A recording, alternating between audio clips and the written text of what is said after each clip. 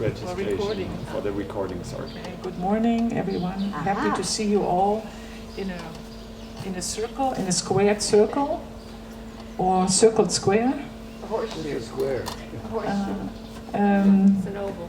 I didn't get an overwhelming response to my question, who wants to go to Mackenheim Cemetery this afternoon, so I decided by myself to go with Florian, and anybody who wants to join is very welcome. Can I ask you, is that the it is. Günther work? It is. Okay. Yes, it is. Yes, we will. Yes, we can. And we'll drop by the Strohstadt and go to Mackenheim Cemetery because he did work with us and with the young people in 2003 on the cemetery, and you'll be probably a bit surprised what you see. I have to grab a couple of papers to explain you. Josef Günzburger and his father and his wife, and the oldest Geismar tombstone is there that we know of, 1696. And Josef Günzburger, trying to make the long story short, there were 4 generations of Günzburgers, Parnasim of the Breisach Jewish community, his father David already, Mark, his grandfather David, his father Marx Mordechai, and Joseph and 2 of Joseph's sons.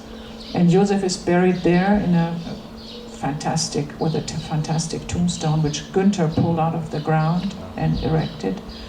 And he was able to have to create a win-win situation with the Margrave, telling him, if you let 5 Jewish families settle in Ihringen, Eichstätten, Emmendingen, Sulzburg, Mülheim, Lörrach, then I'll guarantee for all the Schutzgelder. The Schutzgelder were like yearly taxes the Jews had to pay to be able to stay in the village. And so he created a living for starting out maybe with 30 families, and in each town a Jewish community grew then.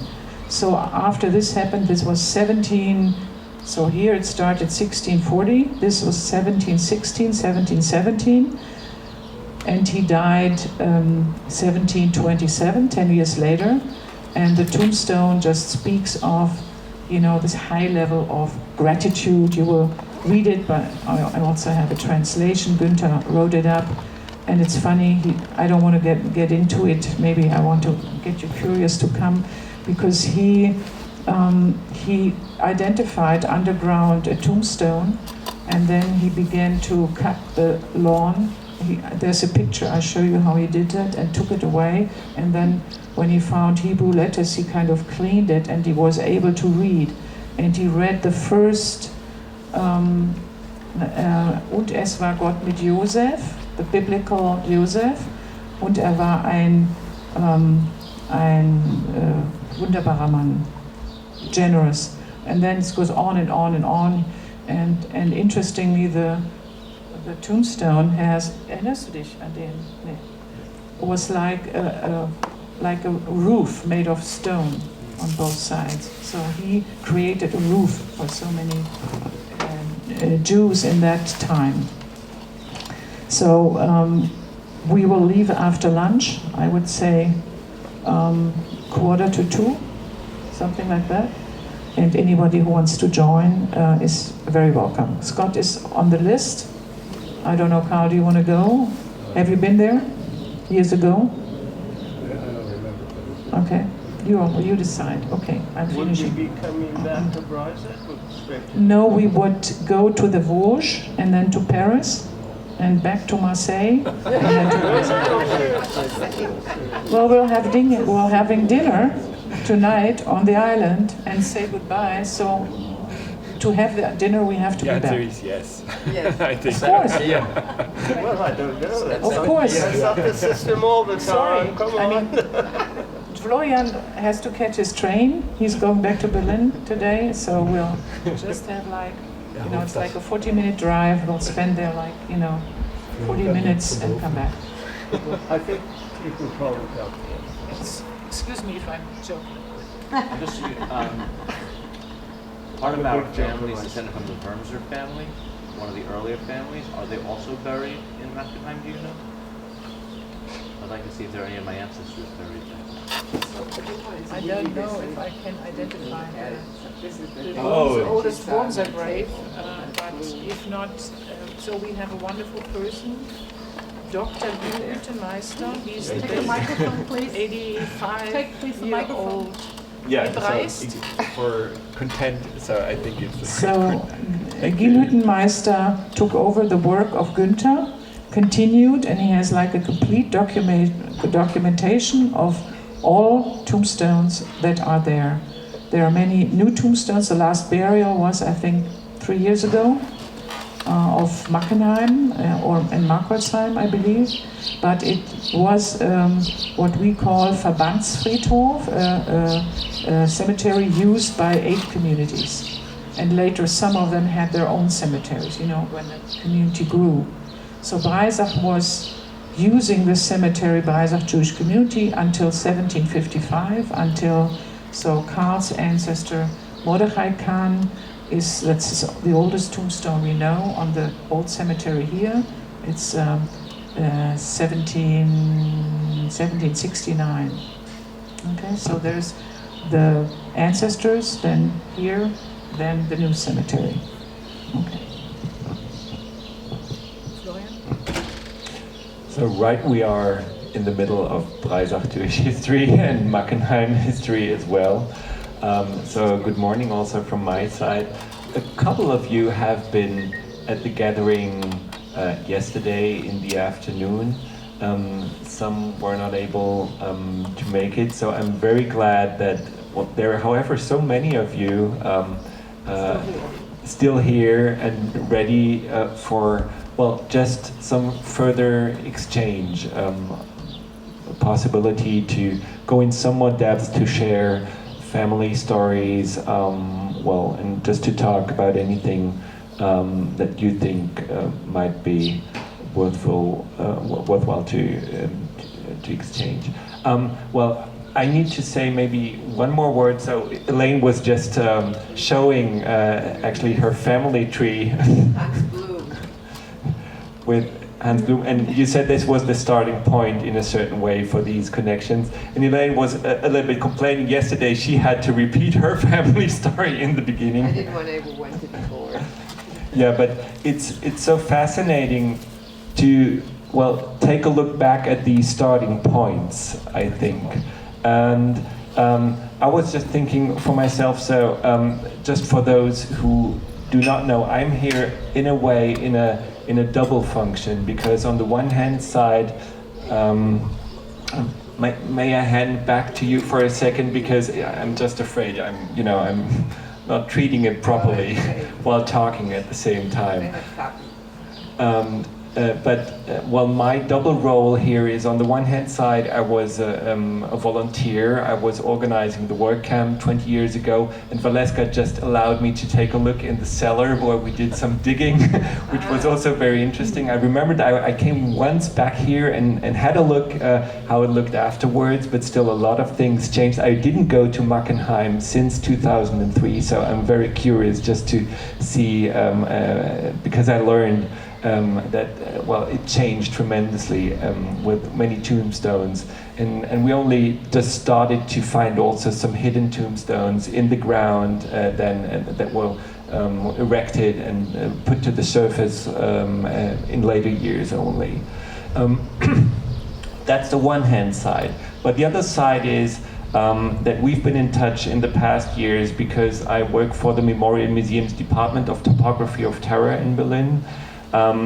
And that is basically that I was bringing together with digital meetings, and also in Berlin the different educational projects that were running on a government sponsored program all over Germany. There were 30 of them, and Breisach, the Searching the Traces of Gürs, was one of them. So it was just a great possibility also to connect many different memorial sites and the work they do for, adapting also to current transformations that are necessary in order to do this memory work properly for younger generations. And so that's the label of it, Jugend young people remember, of this program. But in doing so, I just thought it might be also important to say that, well, earlier this week I attended our annual gathering, actually, of all the memorial sites in Germany. So there are maybe 300 of them doing work, well, at former community houses of Jewish communities, like in Breisacher, but also at sites of former concentration camps, and many different places all over Germany. So we had a conference in Neuengamme near Hamburg, 120 people, and the topic was descendants, okay? Personal perspectives on the history of Nazi persecution and the Holocaust. So it's a little bit, you know, very close to what's going on in practice here. So descendants are coming. There it was, well, those people working in the memorial sites sharing their experience with how it is like of having people come like you, the transformation from former prisoners, survivors attending the places, and then now to have this transformation to the second and third generations. And interestingly, it somehow seems to work at many places. It seems to be happening and going on. So it's not like we all are afraid of, you know, the survivors are no longer going to be with us, and then, you know, it's a sudden full stop. Of course, there are many, many challenges, and it makes a big difference, I would say, with this, well, going to the second and third generation. But on the other hand, I think there are so many positive examples of how this, well, work, well, is also transforming itself into a way of, well, just handing it over to future generations. And I think, you know, Breisach is certainly a very good example in that respect as well. And so I've been talking already too long because I'm just the moderator, actually. I'll just hand it over to you in a second. But I just wanted to share one impression of this conference. I was, yeah, a little bit struck by, because one colleague, so she works in the memorial site at Lüneburg, and that's a site not linked to the Jewish community, but that's a place where patients were murdered. So there's the so-called Action T4, the adult euthanasia, killings of people with disabilities, mentally ill. There are 6 places all over Germany, but then actually there's also the children euthanasia. And I mention it because so this colleague, Karola Rudnik, she shared her experience with working with descendants. And the interesting thing was actually, she said, in our case, it's not like, it's different than with Jewish descendants because we didn't have any survivors, okay? And in our case, it's so often, it's not about sons and daughters and great sons and daughters, it's rather about siblings, okay? That learn, sometimes only today, that their family member was a victim of Nazi mass murder, okay? Sometimes only decades after, because in the families, this, well, disability often was a stigma, and actually it took decades before the family could speak openly. And, you know, now this is a different context, certainly, of persecution, of Nazi memory, but I'm sure, well, like I said yesterday, so we're, in a way, we're all descendants, we're all, you know, endowed with some family history we have to sometimes struggle with, we have to carry on, we're confronted with, and there's some open knowledge, things we know, but there are also often things we just learn. And I just wanted to ask you, I'm sure there was a first moment when you learned about your family history related to the Holocaust, related to Breisach. If you think back to those first moments when you got aware of, or you got consciousness of these links to that history, maybe you would like to just share a little bit about your background stories regarding to that. Yeah, so maybe I'll just hand over to Robert. I sort of feel A little bit closer, I think it's. like this. Yeah. Can you hear me all right? Yeah. I sort of feel, because I wasn't feeling so well to come yesterday, that I need to catch up. So I do apologize if I'm taking a lot of some space. I'm not going to talk about my genealogical background, apart to say that my great-great-grandparents were Geismars, and they came from this area. My father actually was born in Cologne, and escaped at the last moment before the war started, leaving his parents to die in Therese and stuff. And that's more or less all I knew, because in the United States, he was like a clam. He was like a closed shell. He didn't open up whatsoever. So, reflecting back, I'm coming from a place of pretty severe deprivation, and I've done a lot of therapy work around this over the years. And one of the things I remember from my therapist is he said, it's very, very hard to heal deprivation. Okay. So where Breisach comes in is when I discovered this wonderful foundation. I was always a traveler. I didn't know Germany. When I had an opportunity to see my roots, I didn't know what that was going to be. I started attending here. And I've been here quite a few times, and I've always enjoyed it. I enjoy it because there is not a holiday aspect, but there is an aspect of small town that I appreciate because I live in big cities also.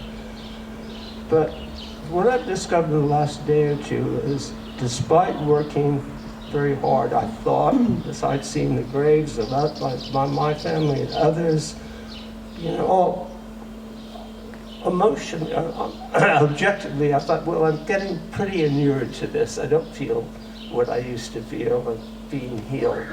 I've noticed that my process coming to a number of events is, as the week goes by, I do start feeling a bit ill, exhausted and tired and emotional.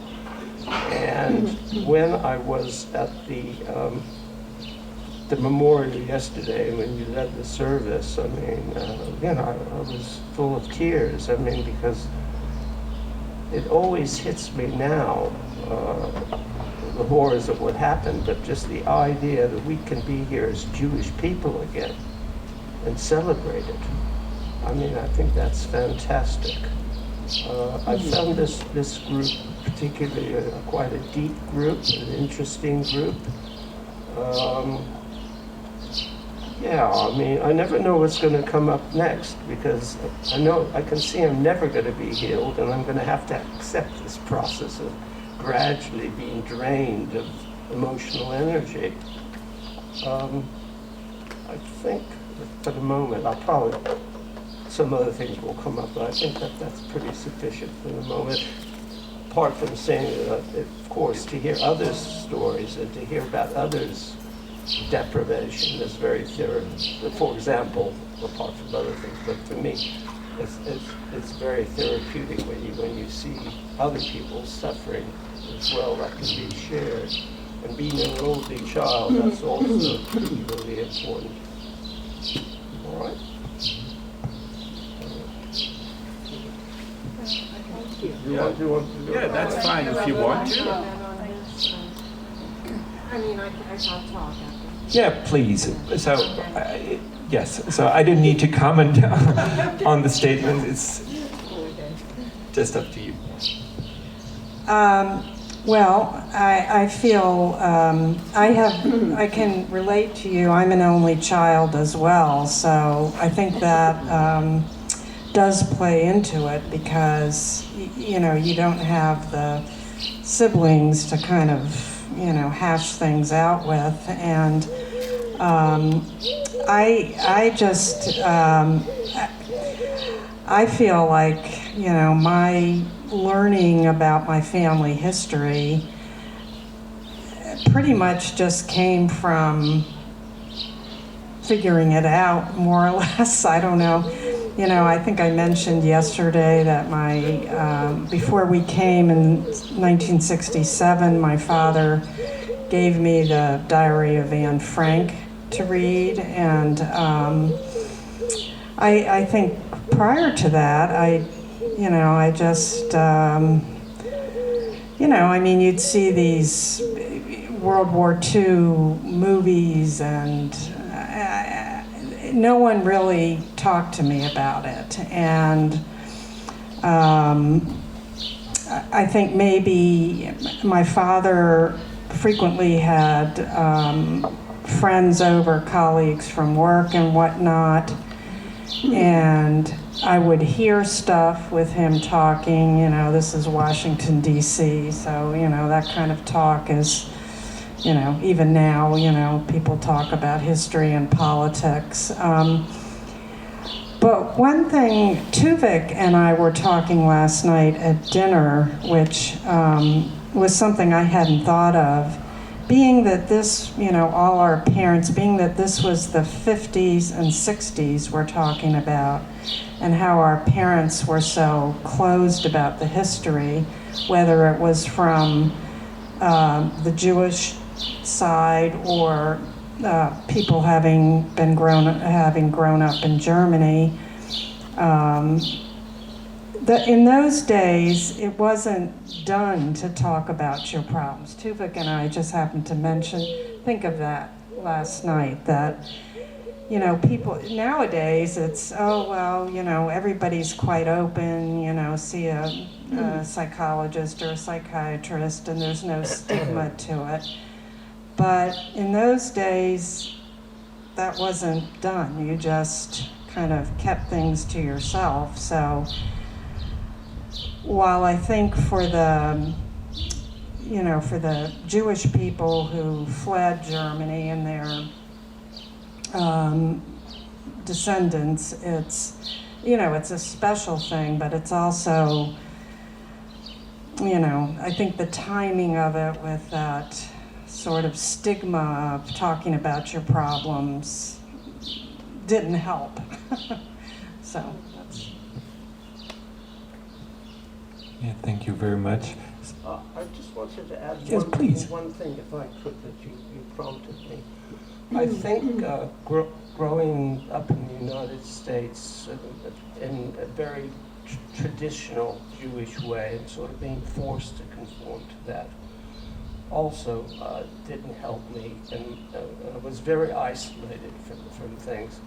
So I think when you're isolated and you have no voice and you can't speak, I had a lot of fantasies about the world, about being Jewish, about being myself, a guy, all sorts of things, and I had nowhere to put those. I've learned the only way to dispel fantasies is A, speak about them, but also act on them. So coming here, this is a real place. I can see the graves, I can see the buildings, I can see the history. It's helped me with my healing process. So if I see right, so you both spoke very much about also the context. So it's not like self-evident to be able to speak.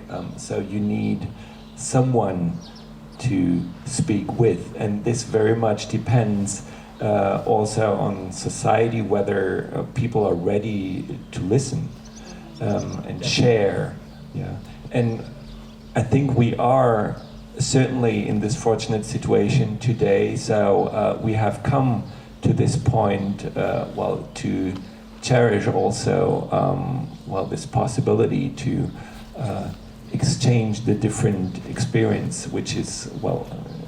hidden in the families, in the biographies. Yeah, maybe, so there are others who would like to address other, yeah. Dankeschön. Just sitting here thinking about and listening to the comments that are so moving, it occurred to me, and I never thought about it until just now, that I'm really a Borgheimer, even though I'm a Tanzer. And the history of my grandfather, Rabbi Aaron Tanzer, and my parents, push comes to shove, I look like, I feel like, I have the humor of Joseph Borgheimer, who, of course, came from Breisach. So when I come here now, it just occurred to me how relevant our presence here is to my personality. And put it away, please. So, in general, just thinking about how I arrived at this point in my life, it also came to mind that I grew up in Palestine, which then became, of course, Israel, and that has shaped me from top to bottom.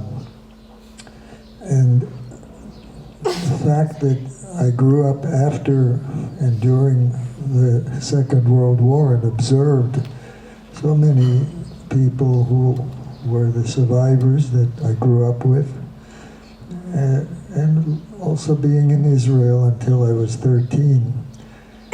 And World War II and Hitler have really made a difference in how I think of the world. All I did when I was a young boy was listen to or watch my parents and my grandfather, and they would listen to BBC on the radio, and there was nothing but static. You could barely hear anything but the news from Europe. And of course they were getting letters, and I still have a stamp collection that I started, and it was full of Hitler stamps because they were getting letters from Germany. So family who did not immigrate yet. But I'm still obsessed with the news to this day. I know everyone in Israel listens to the news constantly. And I watch my cell phone to see what the latest news is. Why? Because we're fearful. We've been through this aspect of life where things could change at any minute. And that's part of me, and it came about when I was a child and grew, and even living in the United States. Politics obsesses me. Most people watch whatever, especially in Germany. I don't see news on TV. I see happy things going on and wonderful stories. CNN is not even on the TV here. But anyway, that's who I am, and it all started, I think, with my grandfather listening to the radio back in Tel Aviv, and being who he was, he seems to be, I'm still the same person. So it just came to mind. Thank you for this opportunity to be with all of you. Obviously, it's been extremely, extremely meaningful for me and for Marlena. And I'm sure my sister will also be following this on your website when all of this will be coming up. And on behalf of Larry Borgheimer, who unfortunately couldn't be here, he is keeping in touch with all of us constantly. So, Yuri, I'm very happy that you, not only happy that you're here this morning. Were you the one who gave us the original wedding newspaper of the Borgheimers, of your grandparents, Joseph, whom you're so, you know? Was that a copy or? Well, we have an original. We have I can bring the copy down. It's okay, as long as Yeah. I'm glad I was able to share it. It's from you, right? Yeah. Thank you so much. May I ask back one question, maybe just out of curiosity, because you said you only realized now how much you're a Burgheimer, that actually you're a Tänzer, but you somehow find your way to this Burgheimer connection. Could you say a word more about how you, well, I mean, you grew up as a Tänzer, how well, you got involved in realizing this Breisach part of your family story? Well, it's my personality. My sister is more of a Tänzer, genetically. I'm genetically a Burgheimer through and through, am I right? I look like the Burgheimers, I have a big nose. My grandfather had a huge nose because they didn't have the ability to cover the sun impact on the skin like we do now. And I would have the same thing if it wasn't for that. And so his eyesight was terrible. He had, I don't know if it was glaucoma or whatever it was. I've had the surgery and both lenses replaced. So luckily I'm still here. He survived to be 85, I don't know how. But I never saw him without Knoblauch and sausage. He always had a knife and sausage, and German food was everywhere when I grew up. So what can I tell you? That's my background, and it hasn't changed, and I'm happy to have it. It doesn't, I hope I'm not offending anybody by being so German. My parents always admired Germany. As I said, my grandfather served in World War I as a chaplain, and my father and his brother, my uncle, were soldiers in the First World War. They were both wounded in the war. When I grew up, there were other people who were in the war, who had lost legs and whatever, in Palestine. The whole family was surrounded by yekas. And so what can I tell you? I am part of that background and nothing's going to change. But I'm lucky because I outlived my grandfather. How he survived to be 85, I have no idea because there was no medication. But I think I also inherited my Tänzer's cardiac history, which, thank God again for modern medication, it helps take care of so-called heart failure. And that's the story. I'm not sure I understand the family names. Is that a kind of family? Thank you. Or is that... I don't understand what you mean by Tänzer. I don't understand what you mean by Tänzer and Bergheim. Is that the names of your family? Or, and how you interpret they are? Yeah. My father was a Tänzer, Fritz Tänzer. My mother was Margot Borkheimer. So I have half of my genes come from my father, the Tänzer side, and the other half come from the Borkheimer. But in terms of my personality, there's no question I'm a Borkheimer, just like Larry Borkheimer. It's a strong, powerful, I don't know what to call it, but it is what it is. I am who I am. So.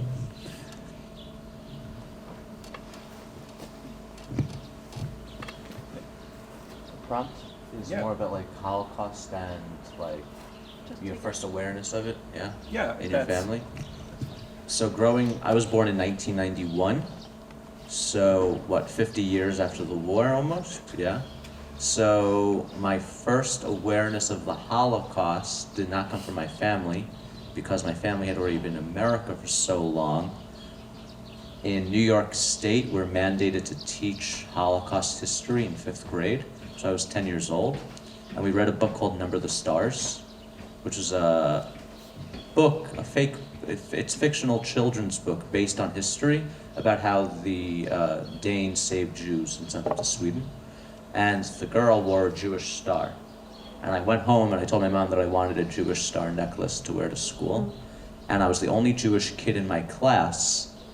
And learning about the Holocaust for me was different because for everyone else it was history, but for me, I think it affected me in a different way than it affected the other kids, because as a Jew, you're just more connected to it.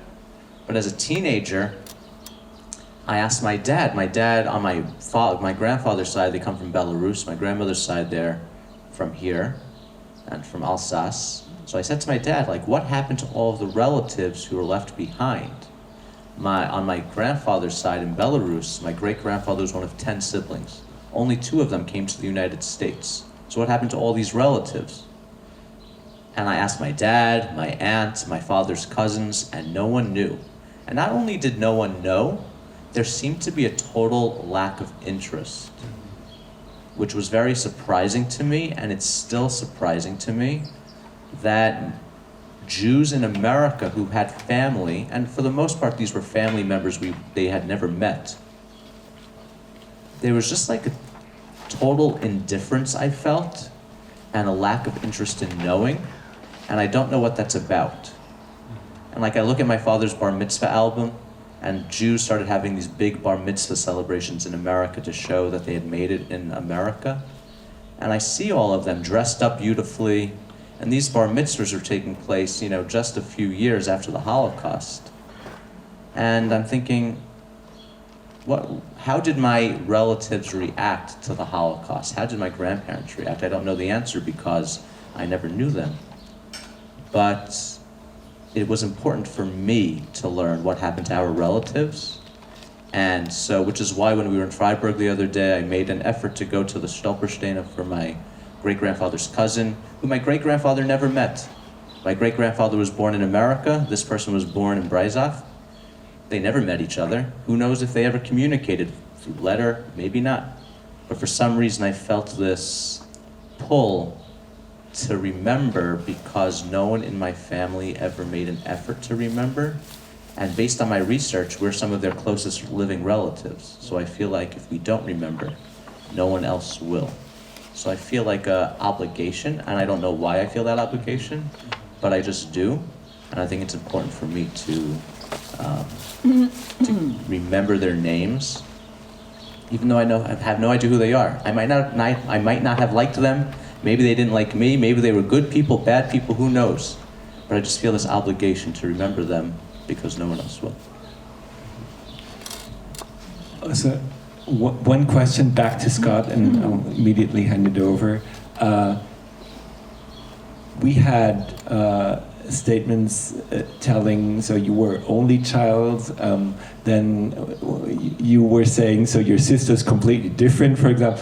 How is that in your case? So do you have siblings? Is it like, would you think it's different with them? Well, you told me, so you're that much focusing on genealogy, for example. Could you say one word more about that? Well, I focus on genealogy because I like the dead relatives more than the living ones sometimes. Actually, it's a serious I'm kidding, no. I'm very close with my parents. My brother and I are not particularly close. My brother has no idea about Breisach. No clue. And he has not shown much interest in my genealogical research. And so he doesn't even know this place exists. He doesn't know our family comes from this place. So that's interesting to me. My brother and I are very similar in our personalities, but our interests are very different. But I don't know how our family history or anything like plays a role in our relationship. Yeah. I just have a question for you. Is your brother older? Thank you. So just take the mic. Okay. I just quick question. Is your brother older than you, younger than you? And My brother is 14 months younger than me, so I'm 31, he's 30. We were 2 years apart in school. He was never good in school, and I was always good in school. And that dynamic is at play in our relationship, where people would say to him, "Oh, you're Scott's brother," and he got that a lot. Our teachers, we had a lot of the same teachers, and they would compare us, and that was hard for him. And for the most part, I would say, if I say something's white, he'll say it's black. And so that's at play. So like, I love going to Israel, I've been to Israel like 12 times. He's never been and refuses to go on birthright.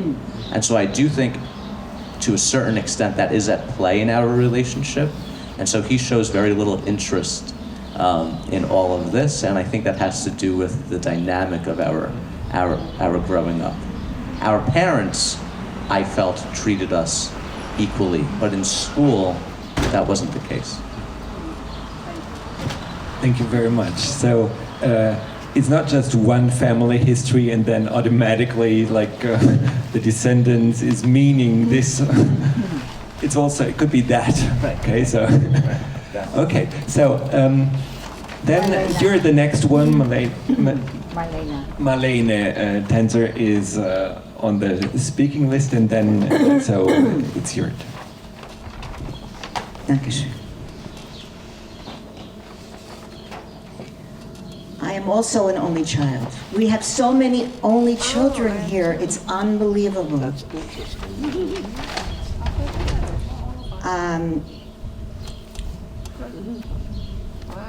And just a little bit of my background. I was born in March of 1948.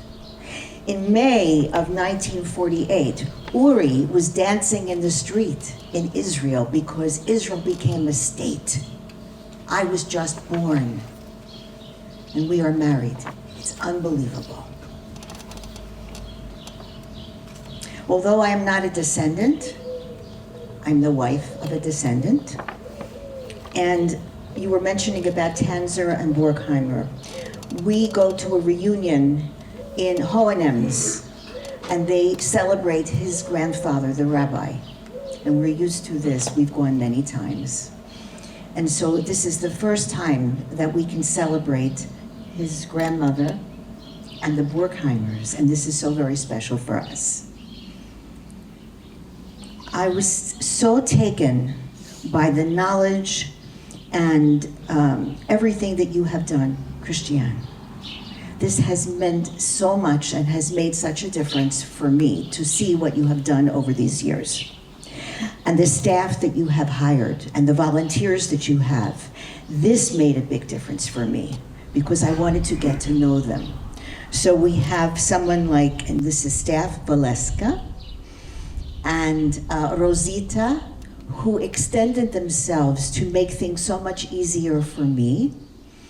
And also Brigitte, who came and rescued us when we were shopping. We went shopping and we needed a ride back, and she came, and she was in the choir yesterday, which was unbelievable. I am always very interested in people, how they think, relationships, and that's why I always want to know about them.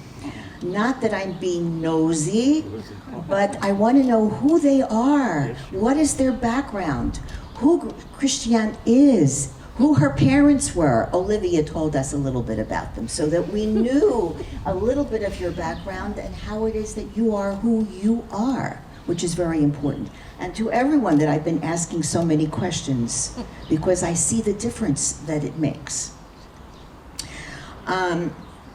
When I was a little girl, first thing, when I was 2, I started to sing. It was a gift that was given me. And I would sing to anyone who would listen. As I got older, I started to perform for people, for organizations, give concerts. But when I was little, I was so drawn to the cantor in my synagogue. But in those days, I could not sing as a cantor. A woman could not do this. It was only men that could do it.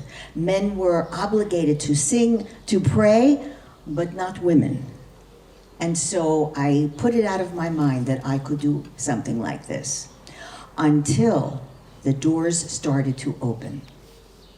I went to a conference of cantors, and I met an Orthodox cantor who was not that religious that he couldn't talk with me.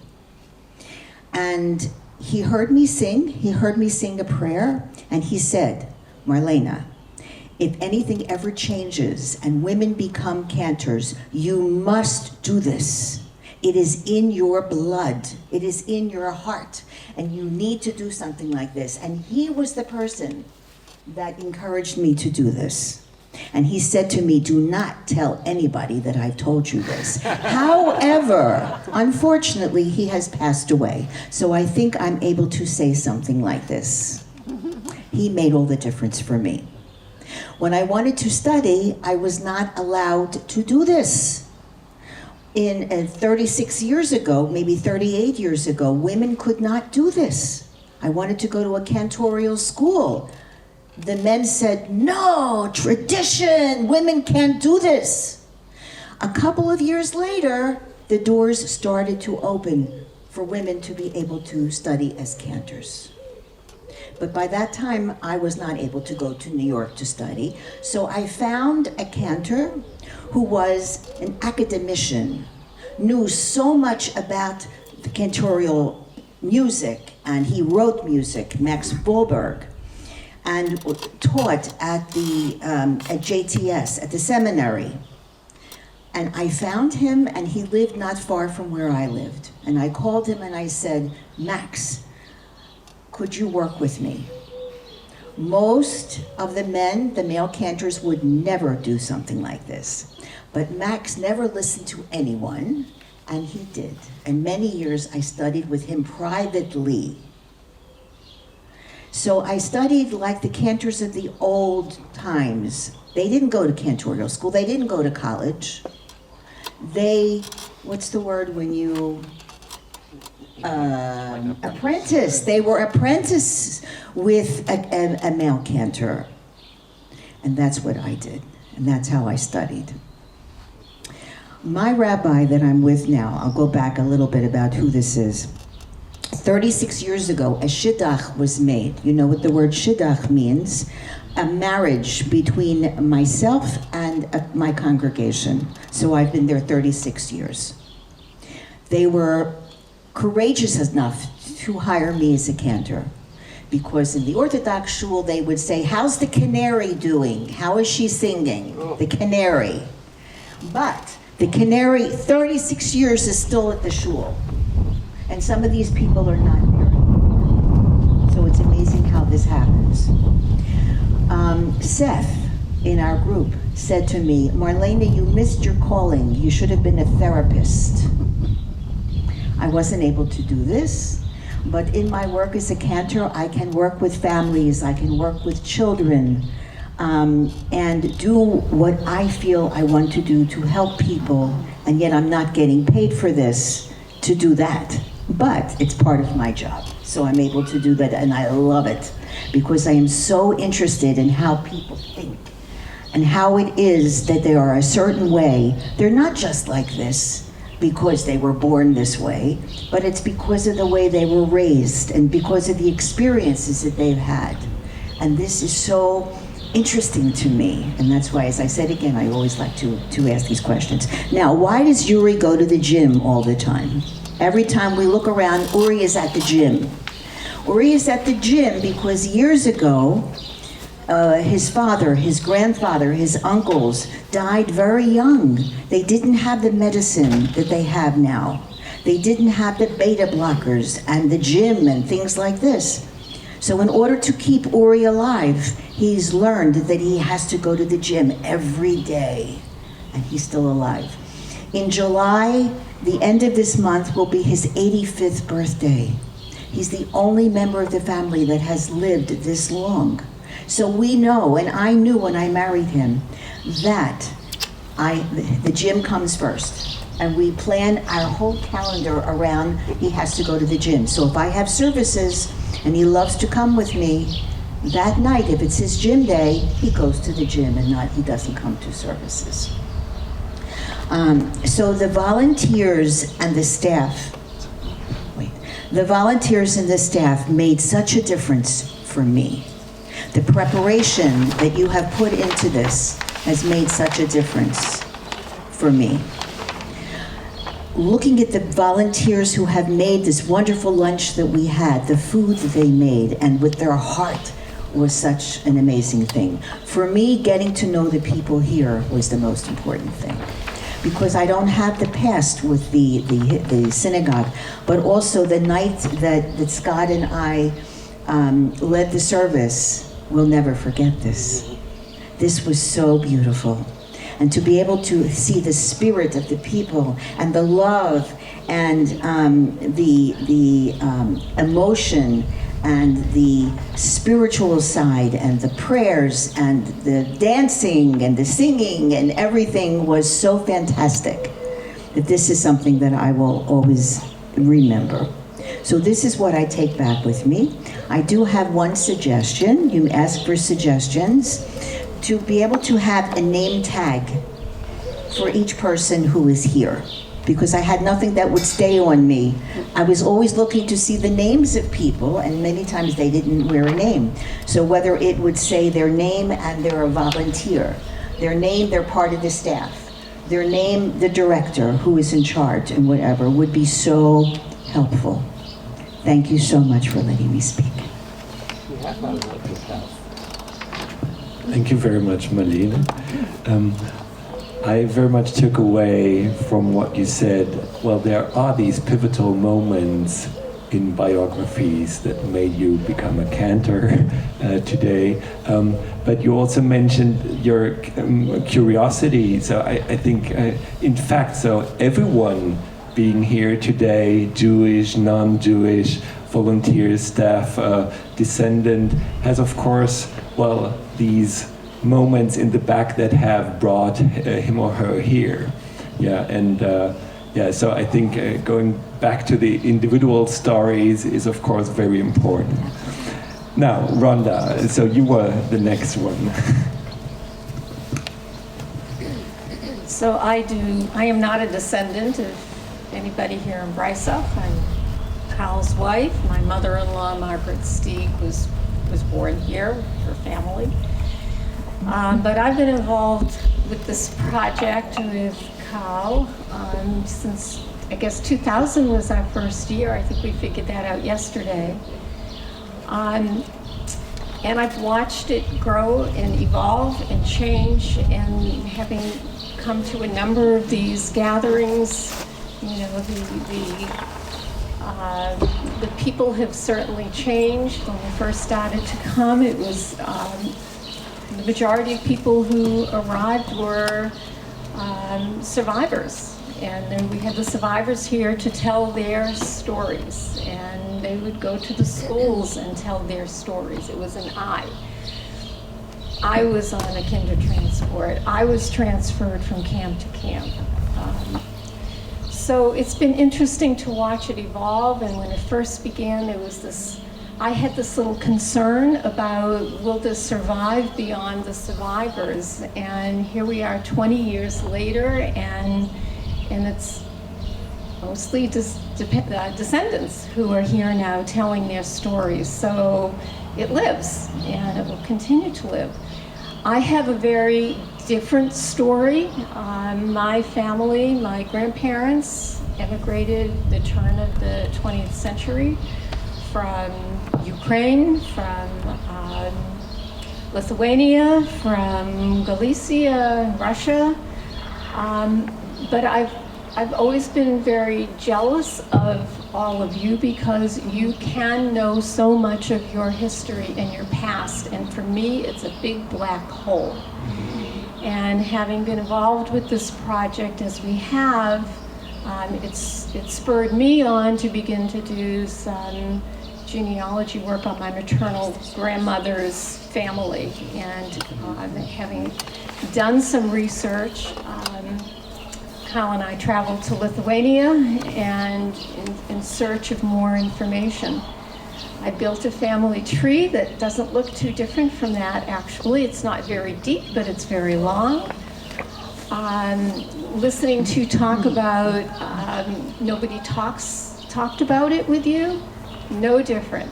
You know, my ancestors, my grandparents fled because of the pogroms. But we don't know. Nobody knows what happened to them. My grandmother was one of 6. I have met almost all of the descendants of those 6. When I used to ask my grandmother, Grandma, tell me about the old country, and the only thing she would say is, you don't want to know. You don't want to know. And when I met cousins on my generation and asked them, did you talk to your grandparents about their story? Exactly the same words. You don't want to know. You don't want to know. So they're all gone. You know, we won't ever know, and we all know generally what happened there. But it was so not spoken about that my father didn't even know the names of his grandparents. He didn't even know that his grandfather emigrated to the United States. He passed away before my father was born, but absolutely no information. There was nothing spoken about. And so, you know, a generation earlier in a different set of circumstances, not so different, you know, and instead I have this black hole. What happened to my grandmother's mother, my great-grandmother? She didn't come, you know. Were they raped? Was their house burned down? Were they killed? Were they, you know? It's just a big black hole that really can't get filled because the amount of information available from these countries, it's not like here. So for me, this has been a journey that I've shared and have a great respect and appreciation for, and what you and your team have done, Christiana. We've had programs at our synagogue. Rosita's been, and Christiana has been. That have been Olivia. And Olivia has been, and Jürgen. And so, you know, I hope that we're able to continue that relationship because I think it's good for everybody. So that's my story. Thank you very much. So you're asking Carl to contribute something. I think Carl yesterday already told a little bit. Would you like to share something? Very short comment to Uri. So Christiane wanted to make this comment to I don't want Uri to take first. it away from the personal to the historical, but do you know where the name Burkheimer comes from? That you should know. That's the name of the street here, Berkheimer Street. No. So Breisach was destroyed 1793 completely by the French, and Jews and non-Jews were hit in the same way. Houses were destroyed, so people lived for, I don't know, 20 or more years from cellars. And some Jewish families moved to other places. And Jews were born in Burkheim, in the little village of Burkheim, which is it's about 8 kilometers, which is spelled with a K. But so in 1809, this was like 15 years later, Jews had to take on names. And so one Leviten, a family of Levites, called themselves Burkheimer with a G. That's the origin of your family name. Did they live inside caves in the mountains? Yeah, probably. I invite you to my house, and there we discovered in the year 2006, with the dances of the Blue House, we discovered a wine cellar 8 meters underground in the hill, which we didn't know of. So with no connection to the house because of World War II. So I see it's a symbol for archaeology or genealogical archaeology. Let's see what Scott would say to listen to that. I just want to, maybe you want to pass around the wedding newspaper. Borkheim, Bork. Yes. That's the prettiest village in the area. I don't know if you agree. Borkheim? I just wanted to make a quick comment. Yes, go ahead. Very quick. Just in response to Rhonda, what my father used to do, instead of saying you don't want to know, he would just go like that. And that was shut up, you know. That I don't want to talk about.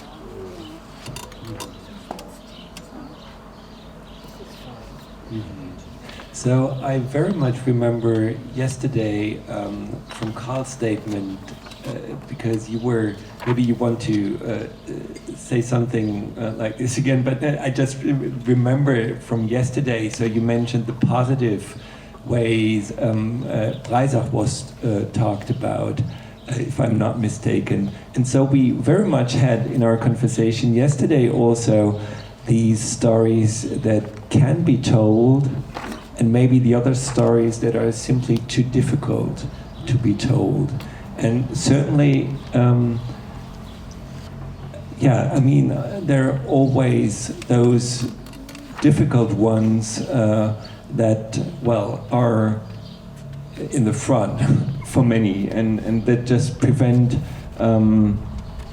if you do not know anything, then there's just these stories that prevent any research to be done and any conversation being done. And I was just thinking, so to have an expert like Christiane, so with her decades of research, being able to respond to any question, answer any question that might be around on the Jewish communities, I mean, that's pretty extraordinary.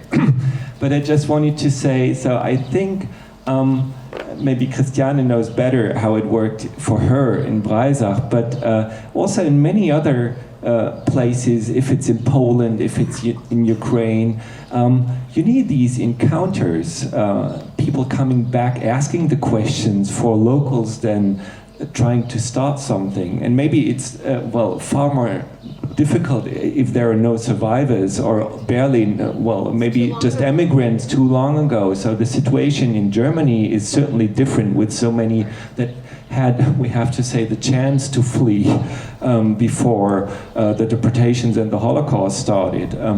But still, I know about so many cases where also this memory work is happening, and it's coming at a very late stage, and it's very difficult. But still, so I think it's just worthwhile not to give up on that as well. Valeska. Well, thank you very much for all of the stories you were sharing all those last couple of days. I want to make a bridge to the educational work now, because for me it was just amazing. We ask you who would like to share your stories with students, pupils in schools. And there were so many of you who were willing to do that, and I was also overwhelmed how many schools just popped up and said, we want to go host. We really love to talk with the people who come here, and also the students. So it's so important to have a real person coming here with this background that's just located in this area, because it's happened just right in front of our doors, and that's why this place is so important, this authentic place, but also just you as people. And what really was something weird, there was one class who was saying, you got the real survivors, you got the real descendants, because like Rania and Henry were in the Spitalkirche, and the others are just the family members, So, but that was just one class that was saying that.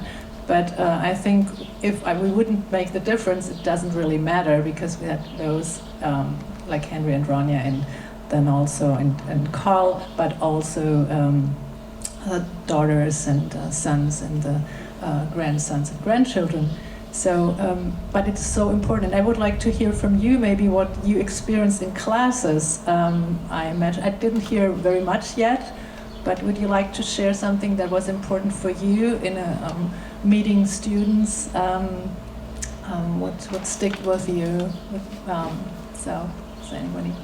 I just have one thing to add. I loved meeting Sandra. And she works with young people. And there was a young man, Julian, that I got to know. And I was totally blown away, because he said there are so many young people who understand and feel the same way that all of us feel. And there is a movement of young people who are involved in this. And I was so happy to see this and to meet Julian. and to see the work that Sandra is doing with these children, these teenagers, and how she inspires them to continue the work.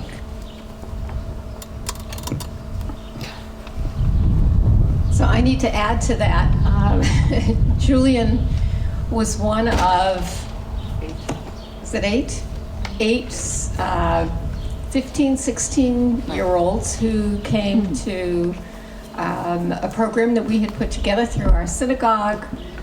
The idea behind this project was that these children had never interacted with somebody who's Jewish, and ignorance can breed not good things.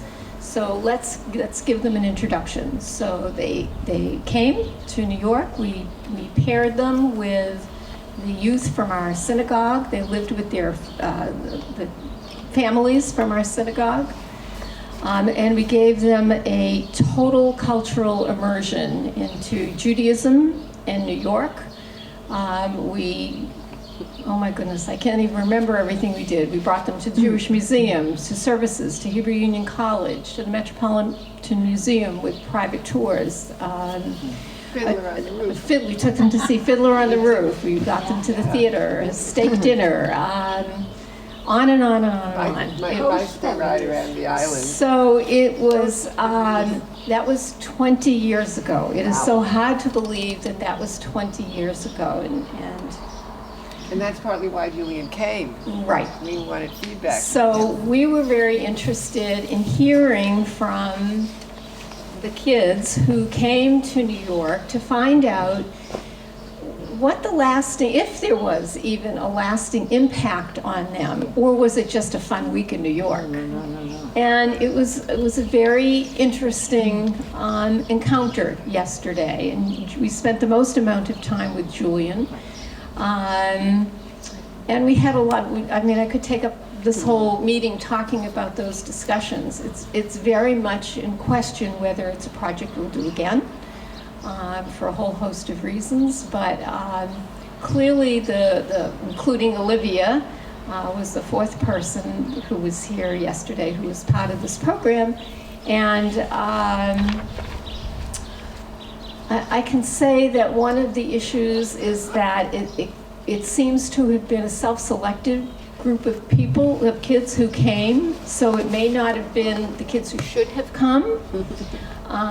They all agreed that it did have a lasting impact. So one of them is a physician, and so it impacts how he relates to the patients that he serves of all ethnic backgrounds.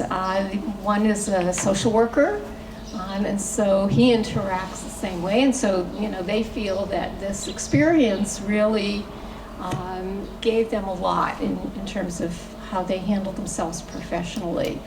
Julian is in the art world, and he's studying, and he too felt that it had a very lasting impact on him. But they were open to it. That's the thing. They were open to it. They wanted to come, they wanted to do this, and yes, they got a lot out of it. But the question is, apparently there was a lack of support from the school, we learned. They said, no more, we're not doing this again. It's only for the rich kids, which we found rather stunning. But how old was Julian when he first came? Like 15. They were young kids. Your daughter was. Right. His daughter was there. That's right. Yeah. Lina's daughter. Lina So, Sophie was with us. Yeah. As a matter of fact, she just wrote. Yeah, that's what she. Yes. Because she couldn't come. My daughter Lena Sophie works at the European Central Bank as a communicator, and they had a big conference in Portugal, so she could not come, but she wrote some notes, and I passed it on to you. As I was surprised myself, she said it was one of the most important experiences she had. Yeah, 20 years ago. She remembered all the details. She noted many details there. So I passed it on to you. I have it here. So did you see Simon? Yes. Did you see Simon, the baby? Yes. She wrote in German. But She wrote. it was not possible to. I didn't know. You know, they didn't say 6 weeks earlier, we sure will come. Simon said, so there's birth of twins. I don't know where I am. He came with one of the twins. How many days old? A week old. A week old. But they behave like very young people in a way. You know, in the end they are there, but they don't let you know. And so I knew that Olivia would be there, but probably not have much time to talk about the experience. And actually, you looked at the picture that we chose, and so in it is also Dagmar Kassetu, the teacher. She broke completely with us after that experience. She was so mad. She hated me that we couldn't together organize the return visit here. See? So it's lasting until today because she could have come also. You know, she didn't want to have anything to do with us. So it's maybe again the stories that can easily be told and the stories that are not so easy to be told. Stories of conflict, breakups, which is also, I can say, you know, a pretty constant thing to happen with initiatives digging up history, because there are so many people involved with all their goodwill and with all their faith in it. And then it's very often it's just coming to conflictual situation. Because maybe I cannot. I just could speculate with the background of these things, but maybe it's also not possible that everybody shares his or her stance, and things are discussed. Very often it's also people that have to go on against all odds and have to persevere, and that's very often then also leading inevitably to certain conflicts. And I mean, certainly there's no easy way out, but just these exchanges and feedback sessions and so on. I mean, it's so important for everyone to stay on board as well. Yeah, I just the mic. Sorry. Things I've heard have stirred a lot of things up for me. First of all, I think that's fantastic that you were doing this work 20 years ago. It's really good work to give people experience of each other. My Reformed synagogue has been so slow socially. It's terrible, but that's great. And I also want, Marlena. Yeah. Marlena, I want to respond to what you said. Make a couple of points. It made me very angry and upset when you said you were called a canary. Makes me furious, actually. And this has something to do about people being locked into boxes. Sure. And Jewish people can easily be that way. My parents kept me locked in a box. For whatever reason, they refused to have any toleration for any difference in other people. Absolutely. And at the end of the day, as my father fled the Nazis, I fled him. And I always struggle, because I'm quite unconventional in some ways, to get out of my box when it feels right to me. And I think it's just so important not to make assumptions about other people, not to make assumptions of how they live, allow them their way of being. But it's so important that I, and hopefully more people, work to a situation where there can be toleration, because then there can be discussion. I mean, what did the Nazis do to the Jews? Put the Jews in the Holocaust box, right? And we see this repeating over and over again. The only way eventually that we'll get out of that is when there's some sort of negotiation and understanding of toleration of otherness, right? Not saying that one way is better than the other, but the only way is when people are heard and treated as human beings, not as cattle, as the Jews were in the cattle cult.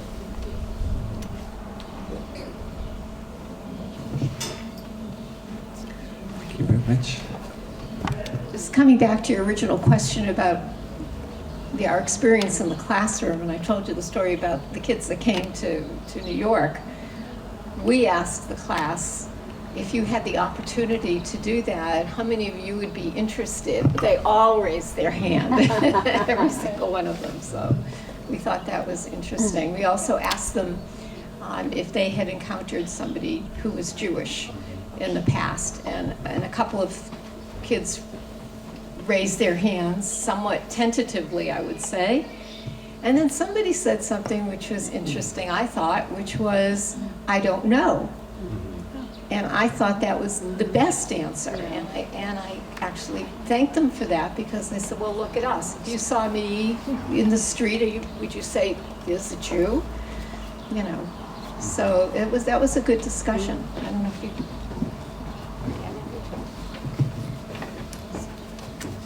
Do you want to add something? Well, I don't know if I'm going to ask something, but I might at least make a statement. It's interesting as we listen to our experiences as Jews, having suffered through the Holocaust, or survivors or relatives who have been involved in the Holocaust. What really interests me is, how do these organizations like the Blaues Haus relate to the present Jewish population in Germany? What is Christian's story? What is your story? What are the stories of the Germans here, and the German citizen? What do they think of their past? How do they feel about Jews these days? And I think that we've talked a lot about ourselves and our backgrounds, and I think it would be very interesting to me, at least, to hear about the German background, because your parents or grandparents were alive during the Nazi time, and it'd be interesting to know exactly how that affected, how that affected not only you, but Germany in general, and how the attitude, and why, how did you begin showing, or why did you show this tremendous deep interest in the whole Jewish history of certain parts of Germany? I think that was my question or comment. So we're all descendants, and so we had yesterday already a couple of statements from all sides. I think that one was particularly addressed to you, Christiane. Okay, I'm quoting Rhonda's grandmother. You don't want to know that. God, I tell you, when I started work here, I was always rather distant to my parents. I left my home when I was 16. I organized myself away to America, age 15, and I returned for 1 more year in school, and then I was off and went to see my parents twice a year for 2 days, kind of thing. So there was more closeness once I had Olivia, but when I started here, I realized that I know very little. I know little, not nothing, about my parents' history. And since they were both living in 1998, I said it's like an obligation to try. And as you know, or many of you know, I was a psychoanalyst by then, so I certainly did not have the attitude of us in the 60s or early 70s, you know, to boom, boom, boom. But it was a journey that ended up in knowing that my mother, coming from Mecklenburg, from Schwerin, as an adolescent, had a sexual relationship with a 10-year older relative with the same last name, a teacher, who built up the Nazi party in Mecklenburg. And my grandfather intervened and forbid twice. And this guy got to be SS and police officer 2 ranks under Himmler. Mm-hmm. So this was a complete, nobody talked about it. But her cousins, of course, had seen her grow up. They all knew. So there was one point, I think it was in the year 2000, that I stood by coincidence beside one of his cousins in Göttingen at a bus stop. And she said, you know, what's wrong with your mother? I said, I don't really know. I think you know her much longer than I do. Maybe you can tell me something. So, how did she get involved in the Nazi movement? She was a Nazi leader. She worked professionally 12 years for Adolf Hitler. And so she said, in our family, I will never forget that moment, in our family there was really only one Nazi. And then second, third sentence, this was the man that she had a relationship with. And I said, do you want to give me the name? So she gave me the name, and since then I've been researching. I've even found one of his sons and had an interview with him. All these guys live usually in Bavaria, I'm sorry to say. Tegernsee, Starnberg, something like that. That was very touching. And I went to, since he's a relative of mine, very distant, I could go then to the archives in Berlin and pull out a really huge file. So you don't want to know that, really. So my father's a completely different story because he was 9 years younger than my mother. He grew up in Romania as a Siebenbürger, Lower Transylvanian German. And he didn't speak about that all the men from these communities were automatically drawn into the SS. So he, as like 18, 19-year-old, they didn't have the choice, and of course they didn't have a lot of knowledge there. They didn't experience the years 33, 34, 5, 6, 7, 8. So I assume, I have not a written proof, I assume that my father was, as a very young man, somehow involved, at least in rounding up maybe Hungarian Jews. And then when I wanted to bring it close, I didn't ask you, you don't want to know that. I gave him a book. It was probably some unconscious things involved. I gave him a book, and he was visiting often, and Olivia was the closest grandchild he was to, with the pictures taken in Birkenau with a Hungarian transport arriving. You know what I'm talking about. And then I asked him the next day, so, what do you think about it? Or, what do you take about it? So he said, well, he compared it to, we were all, I know it's familiar to me, we were all also in camps. He was in a Russian, he was a Russian prisoner of war for a year, but actually he was as a wounded soldier or in the SS. He was in Auschwitz in the fall of 1945 because the Russians had a camp there collecting prisoners of war, who were then distributed to various camps. So he was shot in the lung May 8th, 1945, on retreating. I would guess he's saved by Russian doctors in a first, what do you call it, Karl Lazarett? What do you call it in English? Field hospital. Field hospital. And then taken to Auschwitz, Stammlager, Auschwitz I, where my father said they called it Sanatorium Auschwitz, so to recover fully, to be sent to a prisoner camp, imprisonment. So I was 50 when I learned that, and I asked him if he wanted to go. This was 99. I was going to Auschwitz Memorial for the first time to go to the archive to look at what they kept about the Breisacher citizens, and I asked him if he would join me. I knew he wouldn't, but I showed him the pictures afterwards. I said for the Auschwitz I that he had been a prisoner there. So he was really mad at me when it was a question about, I was upset that he compared anything that he went through with what he saw on those pictures, so that made me really, and so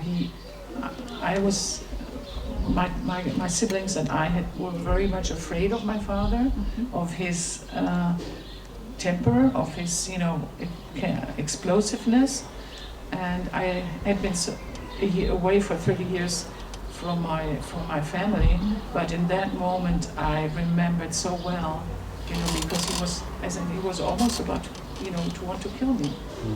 I didn't accuse him of anything, but it mounted up to a terrible situation. But then I asked him if he watched all of the first years very closely. I asked him if my parents would, we needed money, would support it, and he said, "I'm going to talk to your mother." And then he donated 10,000 euro for the, for the debts and the stuff. So I thought that was a good, it was a yes, it was never a no, but he was not crazy about meeting Jewish people. Thank you very much, Christiane, for sharing the story of your backgrounds.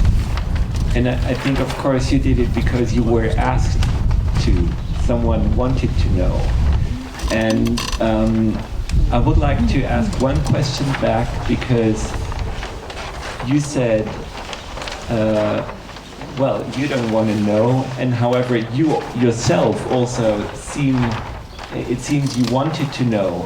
Was it like you felt it's something you had a choice about, or was it rather like you needed to know? It felt like an obligation.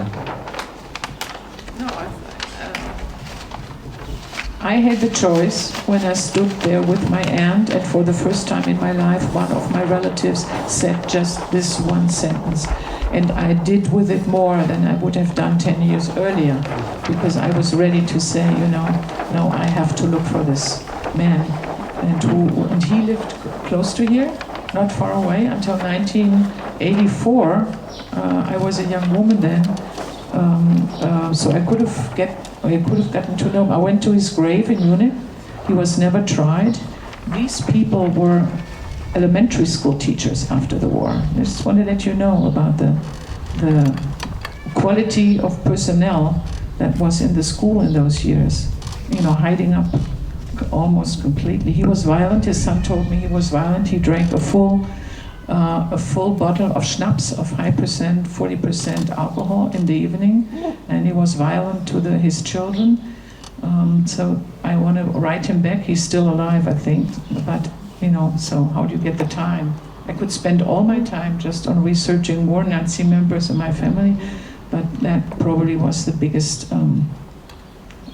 fish. There are books appearing every year where he's mentioned. These people were sent to Italy, 1943, after having committed crimes in Eastern Europe, like Lobochnik, like Wolf. He was just one level under them, chasing resistance people in Italy. Can I add something Yes. to what you just said? I want to thank you for sharing what you did. It's very, very hard to do this. I don't think you've ever done this before. And you did? You did, okay. Well, I didn't hear it, so this was important for me. When you were young, it was so difficult because you didn't always understand what was happening because of your lack of knowledge and your youth that you don't always understand. You can get very angry, but you don't know why these things are happening. As you get older, especially in your field, you learn that there are reasons why people act the way they do. And when you understand that more, it gives you a chance to be able, not so much to forgive them, but to understand what it is.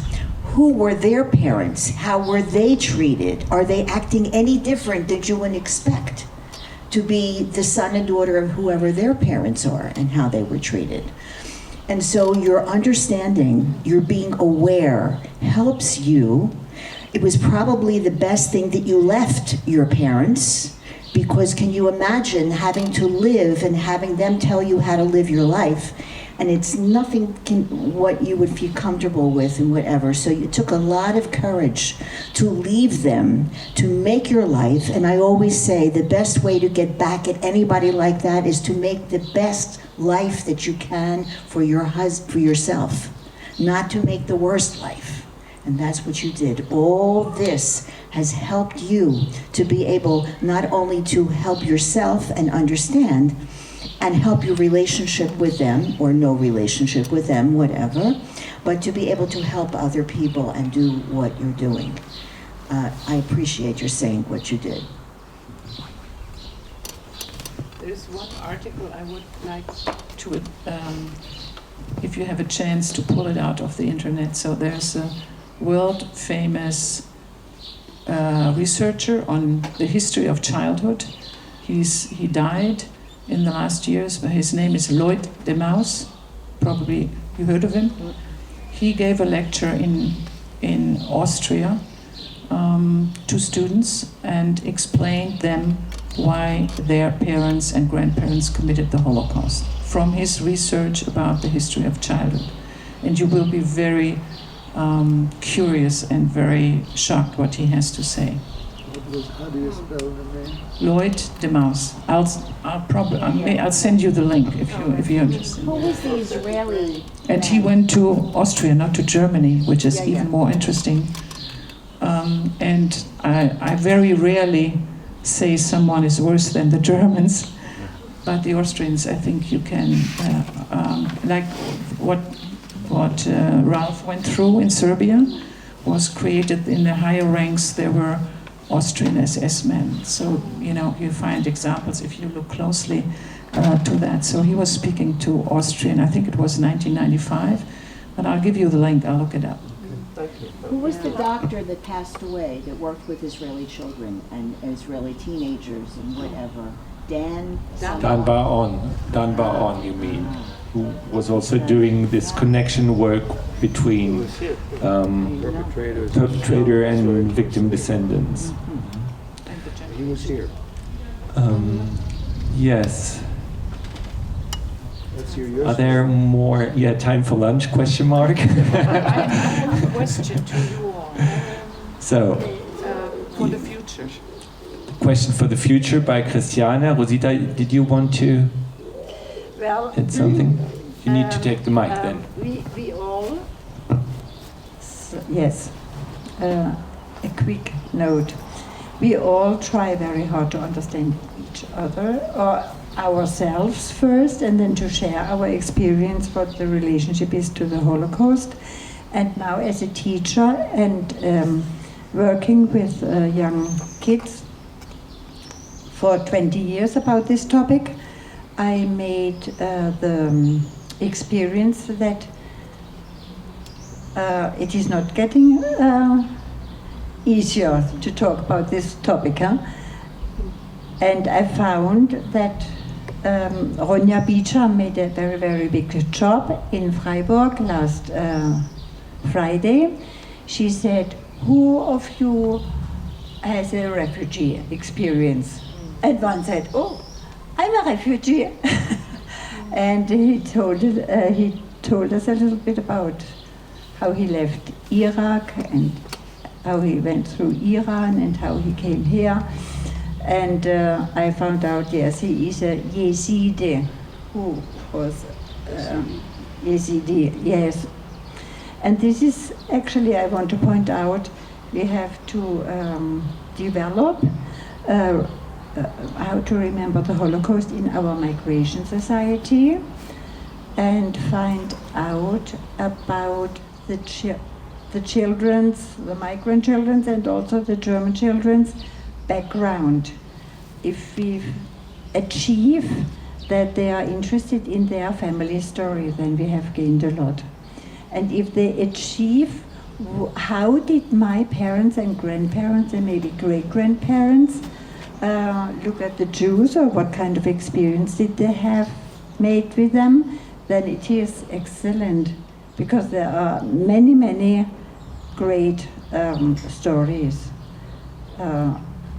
Like only one example, in Russia, there were many German Russians who were deported to Siberia when the German army had explained war to Russia. Yes, so all the Russian Germans were sent to Siberia, and they told, we met so many Jews who were sent to Siberia as well. And I would not be able to read and write if that Jewish couple wouldn't have founded a school for everyone, for all the children around. And I think these are stories we have to remember. Yeah. Okay, thank you. I just want to say one thing. Yesterday, talking with Olivia and Julian, they also told us that the attitudes today vary hugely in Germany, that the attitudes in southern Germany, in this area, are much more liberal than in other parts of Germany. That it's not any different in the United States, of course. But I think that, we think about Germans in Germany as, one set of attitudes, when in fact it isn't necessarily.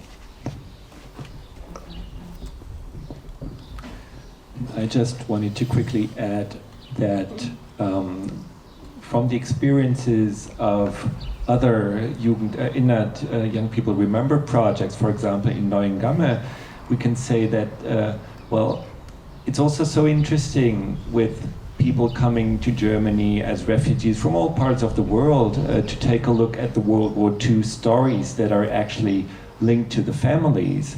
The problem is that very often no one ever asked these questions because, World War II was a world war. It was linked to Nazi Germany. And very often, however, people coming here are treated in a way, okay, it cannot be your story. What can we make up to connect to, things that you're interested in, because this is our story. And so very often these family approaches allow to make connections we hadn't thought about before. And yes, there were, in the Allied armies, there were many people, soldiers from Africa. It had, repercussions to India and, Asia, and, of course, all over in Europe, where most of the immigrants coming to Germany are actually from. So I think, that's just allowing also to think of new ways of, telling the story, and then also asking about the story, what you just said. Yeah. So Christiane had a question for you, if I got it right. I don't suggest that we get into a discussion now, but that everybody keeps the question. Maybe we can also talk about it this evening when we have dinner. We wanted to take a new look with you on the situation of the Stolpersteine, which we discussed. I reviewed films from 2003, and I was a little bit shocked about what I said then, I have to say. We so far have not, it would not be only our decision to have Stolpersteine in the type of way that Gunther Demnig suggested and is now paving Europe with them, and meanwhile it's like a bit like a company, so it's spread out. He doesn't necessarily have to come. We didn't agree with him in 2003, 4, 5, because he wanted to tell us what to do. So the question of his first concept, Stolpersteine for the victims, for those who committed suicide, were deported, were killed, and then later he changed his concept and said Stolpersteine for everyone, which would include, for example, if I take your family, probably not your grandfather, maybe yes, we would have to, this would be a discussion, how you evaluate the evacuation, but your grandmother, and then there would be 2 stones also for your father and uncle, which would mean in this street there would be very, very, very few houses with no Stolpersteine, because it's not compared to any street in the region having the Judengasse. Yeah? And so I think personally it has to be a project for the living. It's not, it doesn't save anyone from what happened. It has to be accepted in the long run, maybe not in the beginning. So the mayor He didn't even bring it to the council yet, but he would agree with Stolpersteine for first concept of Gunter Demnig, and of course we would have like a digital book. Everybody would be named, and we write up the biographies of the survivors. But we can go into a discussion. Maybe we can have a Zoom after you come home, and I'll write up before something and summarize the process. But that would be like, I mean, the street would be paved, you know. So we thought we take up the discussion while you're here. Now we're at the end, but maybe everybody, we can write to all the others who are part of the group, and to those who couldn't come, and maybe we can have a Zoom and explain what it's about. You know, they have started Stolpersteine in Alsace, which is a very, very special situation in the villages, where if you come to Mackenheim, you will see the ancestors buried in Mackenheim, Grossenheim, Biesheim, and for them it means to bring back the name of the neighbors. And they were not necessarily, they were evacuated, and then also the property was there. Couldn't take away the house, of course, but the furniture, when they returned, it was not complete. So there are also many, many issues. So let's take a look at it. Maybe not today, but when you come home and have time, and we'll think about it together. You know, for your.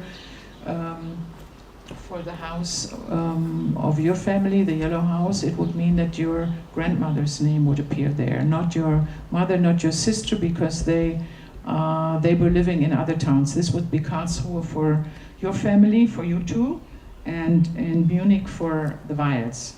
See, because they had married out of Breisach, 1933, 45. But Bertha Kane Levi would be among those, certainly.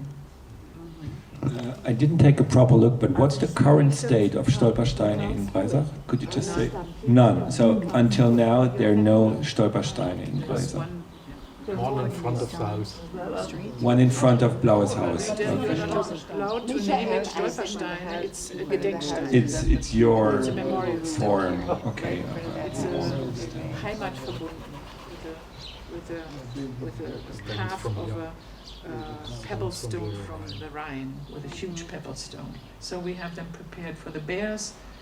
The stonemason, meanwhile, unfortunately died, who did that for free. He never sent a bill for that. But so we'll discuss, but not now. I think we have lunch now, right? So yeah, it's time for lunch, and there are plenty of projects, certainly. This one, of course, and probably other ones as well for the future. Just to conclude this, I was thinking of one thing which is now maybe important for, again, those many memorial museums all over Germany.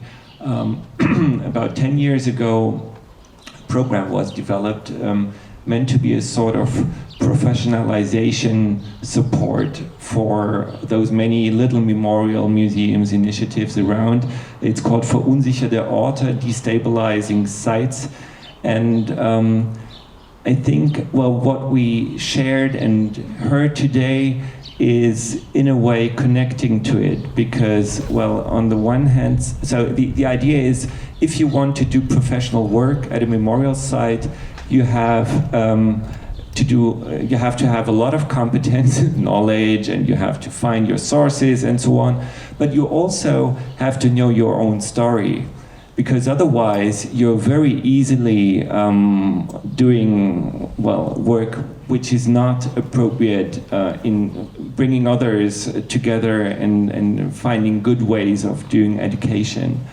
And I was just thinking that so the memorial places like the Blaues Haus, and that's the experience I'm taking away from these 2 days, they bring so much good to people. And I'm sure, I'm speaking not just for myself, I'm also leaving with a lot of positive energy from the exchanges we have had.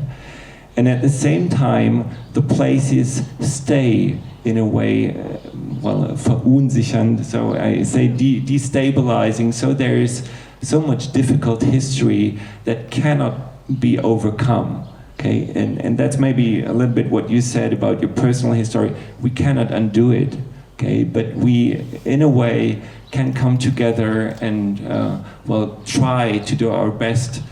Maybe even not to come to terms, but to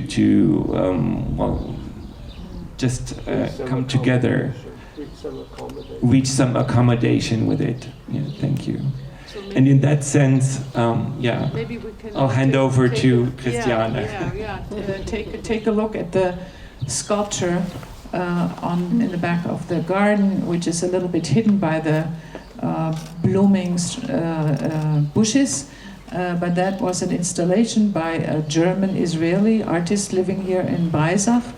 We worked together on the design, I have to say, and it's we try to explain, it's in 11 languages, the same. Malena will recite it in Hebrew for us, and we put the Arab and the Hebrew very closely together for a certain reason, because we still hope that there's going to be a more peaceful development in some kind of future.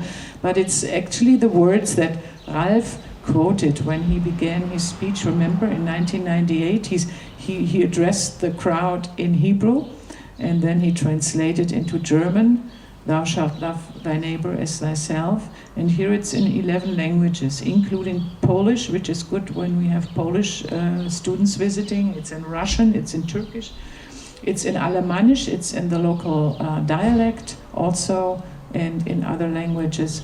And the interpretation you can have is that it's a Magen David, which is destroyed if you read it from here to there. But if you read it like the Arabs and the Jews read, it's like partially reconstructed. So we take it as a metaphor for our work. We cannot change the past, but we can try to. And I think this whole week experience has shown us how much we can bring together and mend a little bit and have new insights, like the Borgheimers.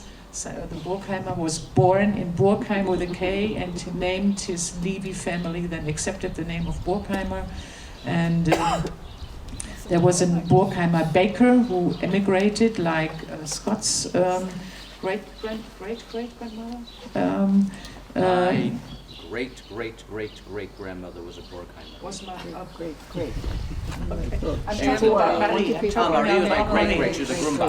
Great, yeah. So he as a baker went to New York, and I think that Larry isn't Larry of the branch of Alexander the baker, right? Okay. So. I'm very, very glad that you gave us your history too, and I saw the little leaflet disappeared that I put in your folder about Rabbi Aaron Tenzer. Maybe we should tell everyone who doesn't know that Tenzer means dancer. It's, and he was serving 30 years in Göppingen after having served in Hohenems, came from Bratislava, as I understood, and so your father edited a big fat book, I have to say, which is in our library about. It's a history of the Jews of Hohenems by Aaron Tenzer. You wrote many articles and books and whatever. Yeah, long the list. one in Göppingen. There's another book that was written in Göppingen about the history of the Jews of Göppingen and Jebenhausen. And that was translated into English, and it's available at the Leo Baeck Institute. If you look it up, was written by a gentleman, I can't remember his name now, but he's a descendant from Göppingen. And if you want to read it in English, it's there. And so there's also another book that was written, which includes his diary of World War I and his experiences during the war as a chaplain. Your grandfather? Yes. He was the only chaplain who wrote a diary of every day on the front for like 4 years or something like that, and someone translated it into English. Peter Applebaum. Translated it into English. So it's available also online. So we want to open the lunchbox, but I will open one more box that we put a lid on then very quickly. Probably your grandfather Aaron Tenser's second wife. He who was deported on the same train as the famous Inge Auerbacher from Göppingen. She comes from this region, but she had moved to her grandparents in Göppingen, and Inge Auerbacher survived, and by now she will be world famous in 2 or 3 weeks, because the Exile Museum in Frankfurt has started a, I think, very expensive project to have a virtual interaction with Holocaust survivors, meaning Dr. Kurt Meyer from Kippenheim, Gürs, liberated, Inge Auerbacher survived, Theresienstadt. And the third one is already finished. It's the cellist of Auschwitz, Anita Lasker-Wallfisch. So there are 3 meanwhile. So go online and look at it. Okay. I hate to extend this, but we went to Kippenheim day before yesterday, was it? And we drove and saw the synagogue there. And across from the synagogue, there's a house, and there's a sign on top of the house. I have a picture of it that Inge Auerbacher was born there. Yes. And of course, she spoke to the German parliament last year. Very big. She was here before that in this region. We had a big meeting. I'm not surprised. Ganz neu.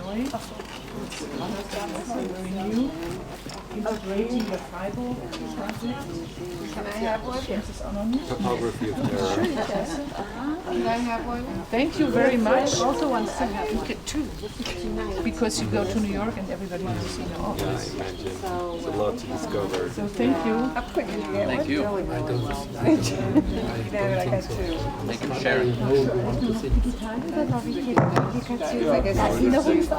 So you're invited for lunch now.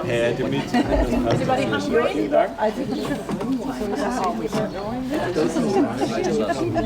dann sind wir den Geschichten.